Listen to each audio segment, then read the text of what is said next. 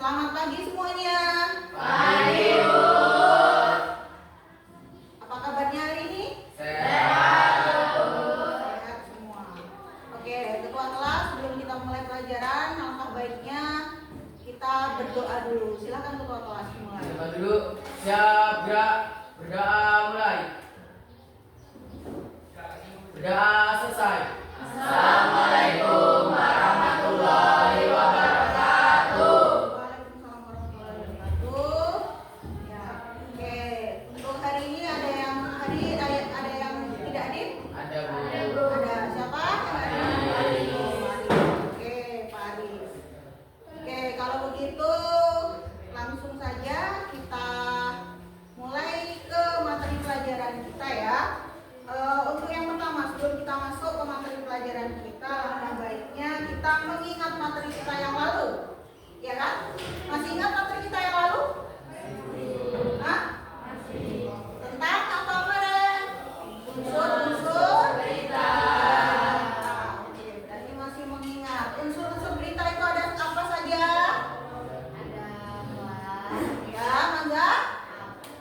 What? Apa? Where? Di mana? When? Kapan?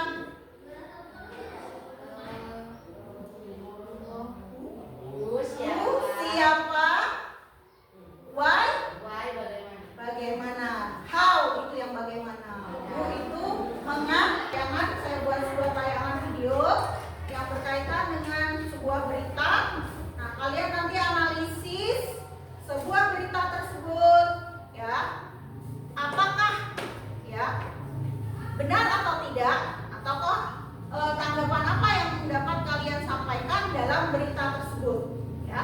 Oke, jadi kita buat diskusi kelompok secara kelompok kecil. Ini sudah terbagi menjadi 3 kelompok ya, karena kemarin sudah kita bagi kelompoknya, ya. Oke, ini kelompok 1, 2, dan 3, ya.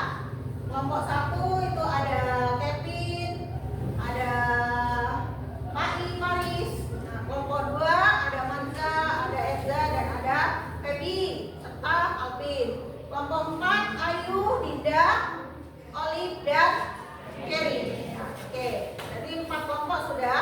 Nah, aturan dalam kelompok ini ya yang harus kalian kerjakan itu berkaitan dengan materinya karena menanggapi teks berita, ya. Teks berita itu harus ditanggapi dengan berupa pernyataan setuju atau tidak setuju, kemudian suka atau tidak suka, kemudian berkaitan dengan pernyataan pribadi, ya. Boleh menyatakan secara pribadi atau opini ataupun pendapat kita sendiri. Nah, itu yang harus kalian pahami. Nah, kemudian saya akan memberikan contoh, ya, contoh yang berupa pernyataan berupa informasi. Nah, boleh sambil ditulis-tulis ya di bukunya. Nah, saya kira informasi yang disampaikan dalam berita itu cukup akurat, ya, karena isinya tidak jauh berbeda dengan informasi-informasi dengan berita dari sumber yang lainnya. Itu contoh pernyataan pertama, ya. Dalam menanggapi pernyataan pertama itu boleh kalian sampaikan, saya kira informasi itu cukup akurat. Nah, berarti beritanya ada kebenaran. Kemudian begitu kita tutup materi pelajaran kita. Nah, ya, jadi yang perlu kita tekankan pada materi pelajaran kita kali ini adalah membuat atau meringkas, ya, ataupun menyimpulkan sebuah berita berkaitan dengan unsur-unsur atau pokok-pokoknya. Nah, itu berkaitan materi kita yang sekarang. Nah, untuk menutup pelajaran kita, langkah baiknya kita tutup dengan berdoa. Silakan ketua. Berdoa dulu. Siap, gerak. Berdoa mulai. Berdoa selesai.